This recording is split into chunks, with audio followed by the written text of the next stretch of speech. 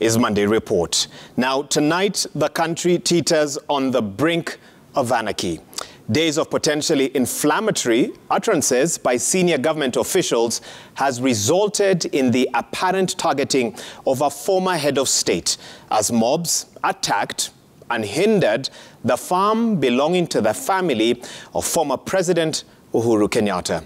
The former head of state has, in the last few days, been a target of blistering attacks from top officials of the Kenya Kwanza government, with the leaders accusing the former president of allegedly supporting the ongoing mass action protests by the opposition Azimio la Umoja coalition.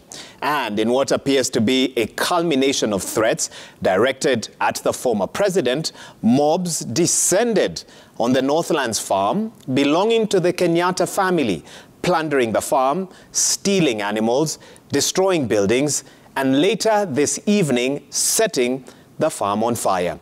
Chemutai Goin begins our extensive coverage of yet another day of tear gas, running battles, and the unprecedented targeting of a former president and the shocking day-long inaction of the police at the Kenyatta Northlands farm.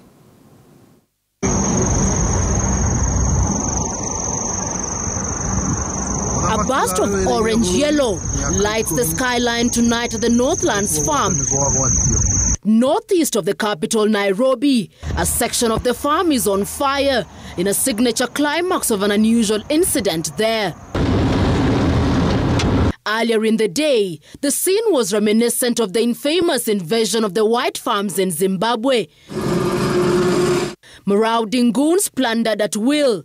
This is the Northlands farm belonging to the family of former President Ruiru Kenyatta, situated in Ruiru along the Eastern Bypass. This is the capital of the vast Kenyatta business empire and hosts, among other businesses, the giant Brookside milk processing plant. The farm is also home to a substantial amount of livestock. Goats and sheep provided ironic fodder for the looters who ferried the animals here by all means they could.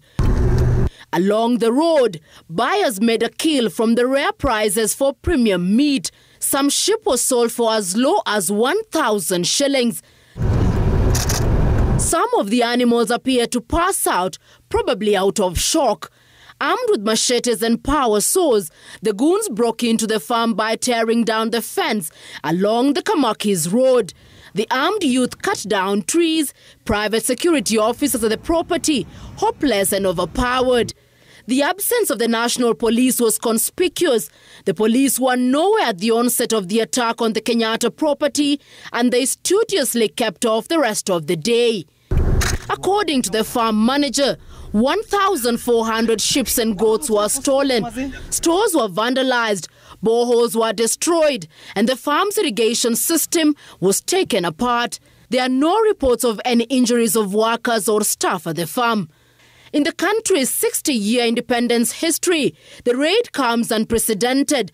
Former President Ruiru Kenyatta has been a target of severe attacks from the officials of the new administration, as high up as the Deputy President Rigathi Gachagua and Majority Leader Kimani Ichung'wah. The former head of state has lately been subjected to claims of allegedly funding the ongoing Azimio la Umoja mass protests.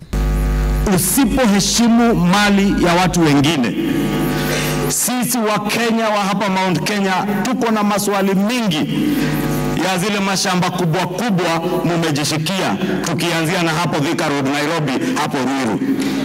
Kabla hatujaenda Taita Taveta, kabla hatujaenda Nakuru, mali ya Mkenya ikivamiwa, hata hizo mashamba zenyu tutazivamia, na wenye hawana mashamba wapate mashamba Kenya hii. Musifikiri ati wananchi wa kawaida ndio watapoteza mali. Even you will pay a price if you continue to instigate violence and bloodshed in this country. And that is my message to none other than Ruiru Kenyatta, the sponsor, sole sponsor, singular financier of Azimio and the machinery that is Raila Odinga. The verbal attacks on Kenyatta left strong hints that he and his family were gaming the protracted post-election contest, pitting President William Ruto's Kenya Kwanza government and Raila Odinga's Azimio coalition. Last night, a tweet by newly appointed ICT Chief Administrative Secretary Dennis Itumbi read like a signpost to today's events with the caption, Northlands, and a dotted line.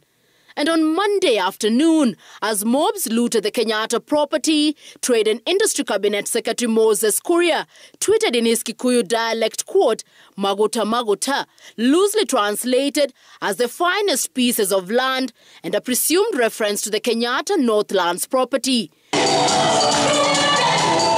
On Sunday, several Kenya Kwanza leaders who attended Moses Kuria's Thanksgiving service, retired President Uhuru Kenyatta, was cannon fodder for the array of fire-spitting speakers. Siakuje aambie Wakikuyu yeye ndio mapatiana ruhusa biashara zao Nairobi ziharibiwe. Come out. Financials. Come out, financials. Come out, financials, so that you can tell Kikuyu. And you know financials, you are Kikuyu like us. Tumemsikia akisema Raila bado ni mkubwa yake na ndio president wake. Na kwa sababu mambo ya maandamano iko na Raila. Uhuru, are you with Raila in maandamano? Do you care about Kenyans? Don't you care about us? Biashara shito igithuka. Mimi nimekuwa waziri tu miezi 4 peke yake na hiyo kuzunguka dunia yote. Na umeanza kutuambia tushukishe bei ya unga na wewe ni ile tu ulikuwa umeweka juu. Tafadhali jameni, tunakuheshimu, hatuna mbana na wewe, na wewe pia utuachie hiyo mzee yako. Hii mzee yako unajua wewe ndio uko na remote control. Wewe zima hiyo remote bwana. Zima hii remote kwa sababu ile biashara inaharibika, ni biashara ya watu wangu. The rhetoric, the social media postings, and the loud silence and absence of the police made for a disturbingly harmonious pattern that let goons loose on the property of a former president of the republic. Chemutai Goin, Citizen TV.